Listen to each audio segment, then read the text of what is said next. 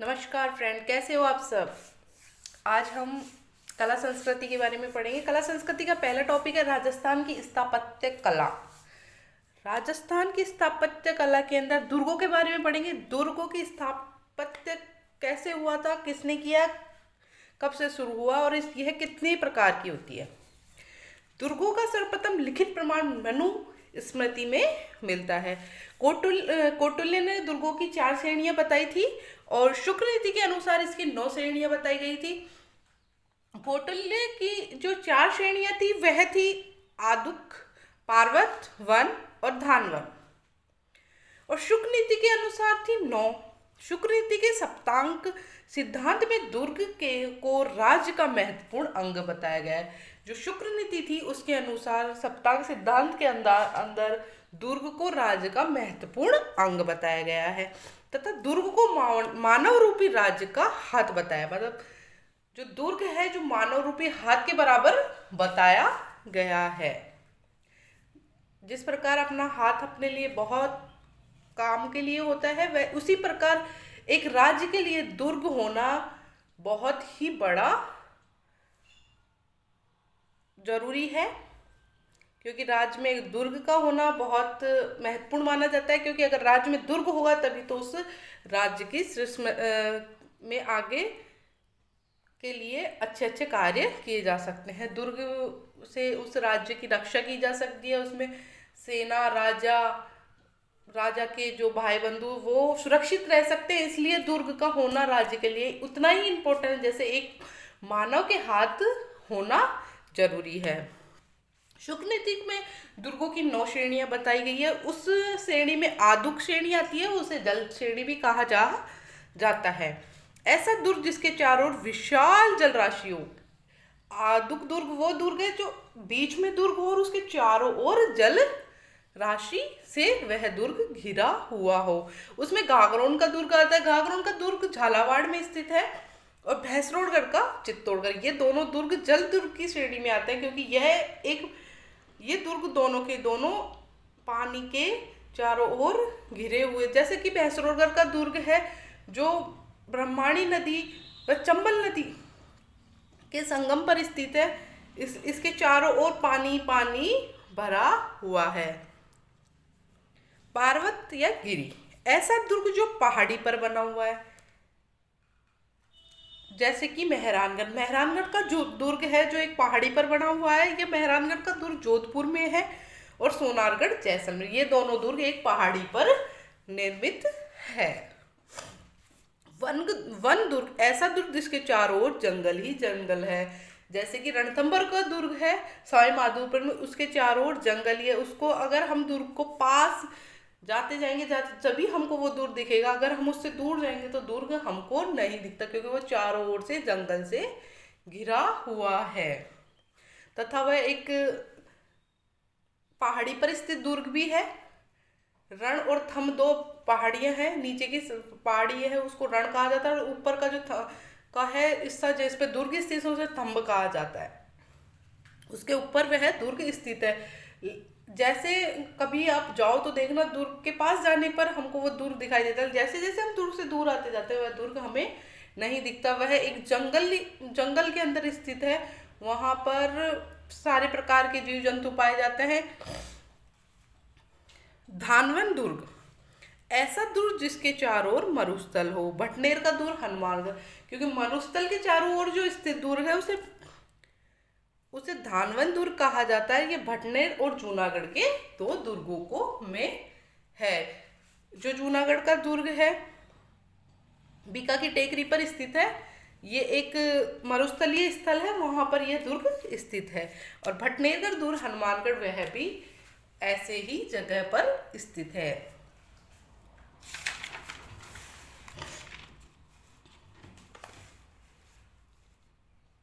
इसके बाद एरण दुर्ग।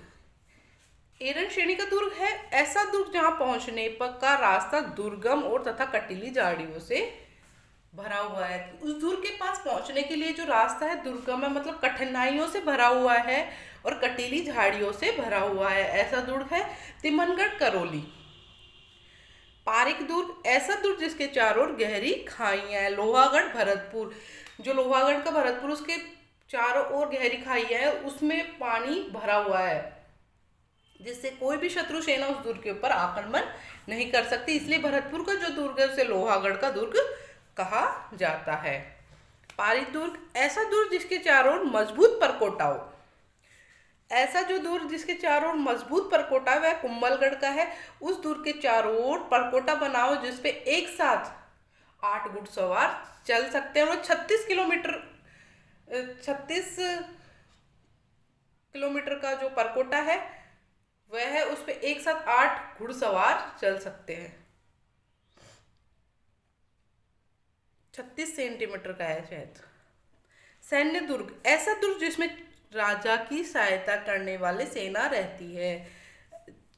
जो ऐसा दुर्ग है जिसके अंदर राजा की जो सेना है, राजा के लिए कार्य करने के लिए, शत्रु को मार भगाने के लिए जो सेना को रखा जाता है अपनी सुरक्षा के लिए, उस दुर्ग को सैन्य दुर्ग कहा जाता है। सिवाना दुर्ग जो बाड़मेर में है, उस दुर्ग के अंदर राजा अपनी सेना रखा करता था।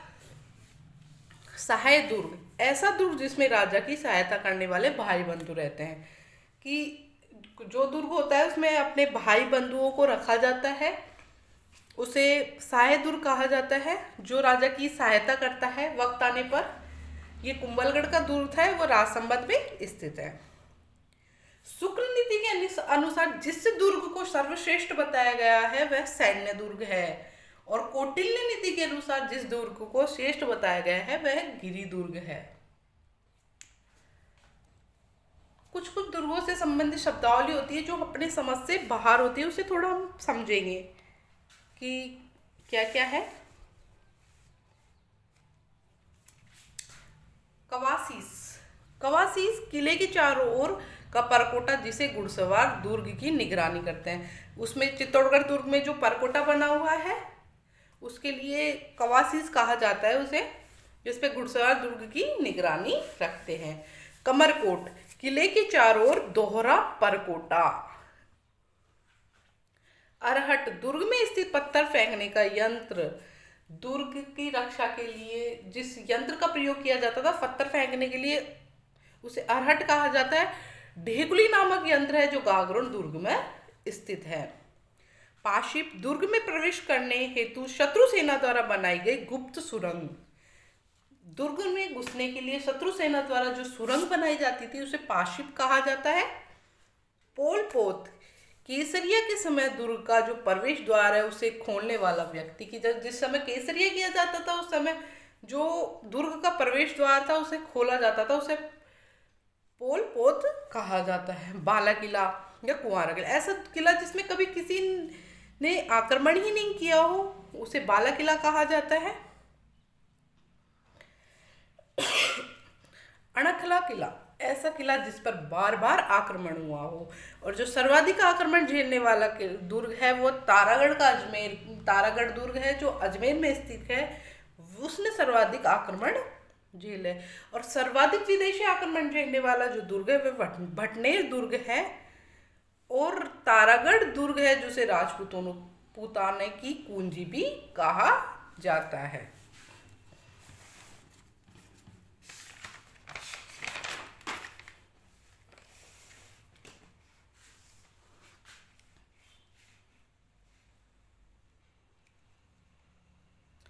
कागमुखी ऐसा किला जिसका प्रवेश द्वार सकड़ा हो तथा आंतरिक भाग बड़ा हो। साबत दुर्ग में प्रवेश करते समय प्रयोग में लिए जाने वाला मोटी खाल का कवच। जीवरखा मुख्य दुर्ग की रक्षा हेतु बनाया गया छोटा दुर्ग, इसे उस दुर्ग की कुंजी भी कहा जाता है। दुर्गों से संबंधित महत्वपूर्ण तथ्य। यूनेस्को द्वारा 6 पहाड़ी दुर्गों को विश्व धरोहर सूची में रखा गया है 2013 में। चित्तौड़गढ़, कुंभलगढ़, गागरोन, जैसलमेर, रणथंभौर और आमेर। इन दुर्गों को अपन याद ऐसे भी कर सकते हैं, चीकू, गाजर, आम। चीकू का मतलब ची यानी हो गया चित्तौड़गढ़, कू यानी कुंभलगढ़, गा यानी गागरोन, जय यानी जैसलमेर, रे यानी रणथंभौर, आम यानी आमेर। उत्तरी सीमा का जो पहरी दुर्ग है उसे भटनेर दुर्ग है हनुमानगढ़ का, और दक्षिणी सीमा का जो पहरी है वह चित्तौड़गढ़ है। पश्चिमी सीमा का पहरी सोनारगढ़ है जैसलमेर का, और पूर्वी सीमा का पहरी है वह लोहागढ़ भरतपुर है। चित्तौड़गढ़ दुर्ग खिजकाबाद, इसका जो मुस्लिम नाम था वो खिजकाबाद, सिवाड़ा का खैराबाद, जालोर का जालाबाद, आमेर का मोमिनाबाद, गागरोन का मुस्तफ़ाबाद और तिमनगढ़ का इस्लामाबाद रखा गया। राजस्थान में जो साके हुए, पहला जो साका हुआ था वह रणथंभौर में हुआ था 1301 में, और सर्वाधिक साके चित्तौड़ में हुए थे 3 साके। जो दूसरा साका था, पहला साका 1303 में हुआ चित्तौड़ में, दूसरा साका 1534-35 में हुआ, तीसरा 1567-68 में हुआ था, और जो अर्ध साका हुआ था जैसलमेर वो 1550 ईस्वी में हुआ था। पहला दुर्ग पढ़ते हैं हम पर चित्तौड़गढ़ दुर्ग। चित्तौड़गढ़ दुर्ग चित्तौड़गढ़ में स्थित है। इसकी जो श्रेणी है धानवन है, धानवर को छोड़कर सभी श्रेणियों में यह दुर्ग आता है।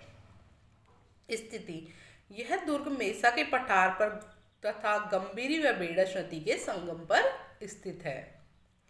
वीर विनोद ग्रंथ व कुमारपाल प्रबंध के अनुसार 7वीं शताब्दी में चित्रांगद मौर्य ने इस दुर्ग का निर्माण करवाया।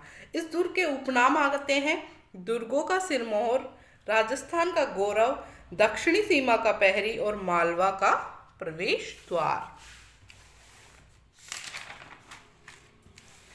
यह राजस्थान का सबसे बड़ा आवासीय दुर्ग है। इस किले में कृषि भी की जाती है। 2018 में इस किले पर 12 रुपये डाक टिकट जारी किया गया। चित्तौड़गढ़ दुर्ग की आकृति व्हेल मछली के समान है। इसमें जो ऐतिहासिक घटना हुई थी, 734 में बप्पा रावल ने चित्तौड़ पर अधिकार किया। चित्तौड़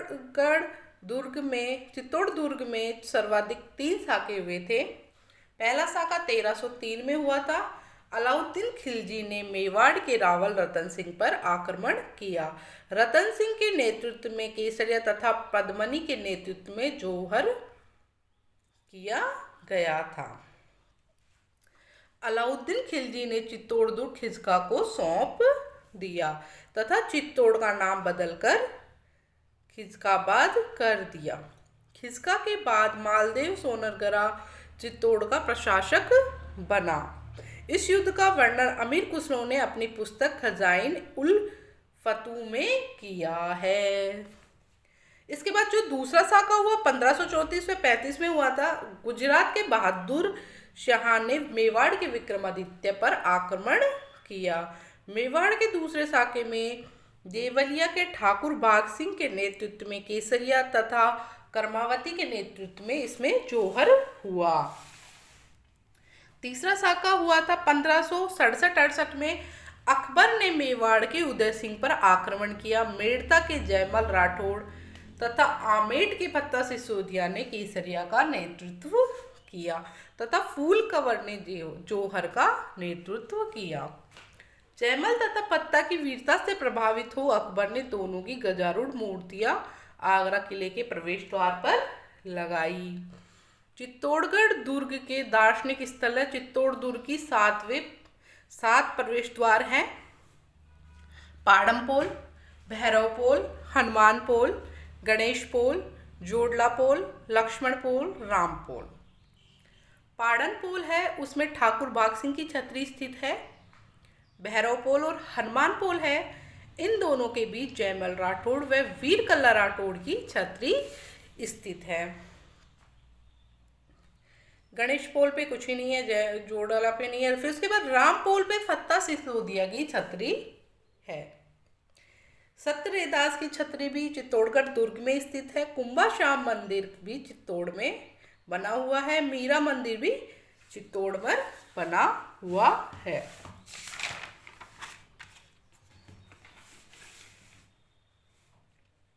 तुलजा भवानी मंदिर चित्तौड़। इस मंदिर का निर्माण निर्माण बनवीर ने करवाया था। समिंदेश्वर मंदिर मोकल का मंदिर, इसे मोकल के मंदिर के नाम से भी जाना जाता है। मोकल ने इस मंदिर का जीर्णोद्धार करवाया तथा मोकल मंदिर भी कहा जाता है। कालिका माता का मंदिर चित्तौड़, यह प्रारंभ में एक सूर्य मंदिर था तथा महाराणा सज्जन सिंह ने इसका पुनः निर्माण करवाया। सतबिस देवरिया जैन धर्म से संबंधित मंदिर, श्रृंगार चौरी जैन मंदिर, इस मंदिर का निर्माण बेलका भंडारी ने करवाया तथा कुंभा ने अपनी पुत्री रमाबाई का यहाँ विवाह मंडप बनवाया। श्रृंगार चौरी जैन मंदिर है, उसमें किसने अपना बेटी का विवाह मंडप बनाया था? कुंभा ने रमाबाई का। नवलखा भंडार चित्तौड़ में स्थित है। पद्मनी महल चित्तौड़, गोरा बादल महल भी चित्तौड़ में है। भामाशाह की हवेली, खातन की बावड़ी, त्रिमुखी बावड़ी, रानी की बावड़ी राज सिंह की जो पत्नी थी रामरस दे ने इस बावड़ी का निर्माण करवाया। जौहर कुंड जैन कीर्ति स्तंभ आदिनाथ को समर्पित है। एक 7 मंजिला भवन है जो भगवान आदिनाथ को समर्पित है। इसका निर्माण जीजाशाह ने करवाया था। कीर्ति स्तंभ प्रशस्ति, इस प्रशस्ति के रचयिता ऐत्री व महेश थे। विजय स्तंभ, सारंगपुर युद्ध में विजय के उपलक्ष्य में कुंभा ने 1440 में विजय स्तंभ का निर्माण शुरू करवाया।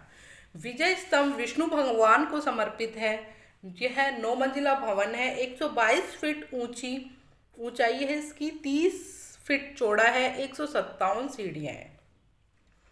विजय स्तंभ की तीसरी मंजिल पर 9 बार अल्लाह लिखा हुआ है। 5वीं मंजिल पर विजय स्तंभ के वास्तुकारों जैता नापा पोमा पुंजा के नाम उत्कीर्ण है। इसकी 9वीं मंजिल क्षतिग्रस्त होने पर स्वरूप सिंह ने पुनः निर्माण करवाया। विजय स्तंभ राजस्थान पुलिस माध्यमिक शिक्षा बोर्ड वन विभाग का प्रतीक चिन्ह है। उपेंद्र नाथ दे ने विजय स्तंभ को विष्णु ध्वज गढ़ कहा। कर्नल जेम्स टोड ने इसे कुतुब मीनार से श्रेष्ठ बताया है। फर्ग्यूसन ने इसकी तुलना रोम के टार्जन से की। गोपीनाथ शर्मा ने इसे मूर्तियों का अजाब घर कहा। यह राजस्थान की पहली इमारत है जिस पर डाक टिकट जारी हुआ। 15 अगस्त 1949 को विजय स्तंभ पर 1 रुपए का डाक टिकट जारी किया गया। आज के लिए इतना ही, धन्यवाद।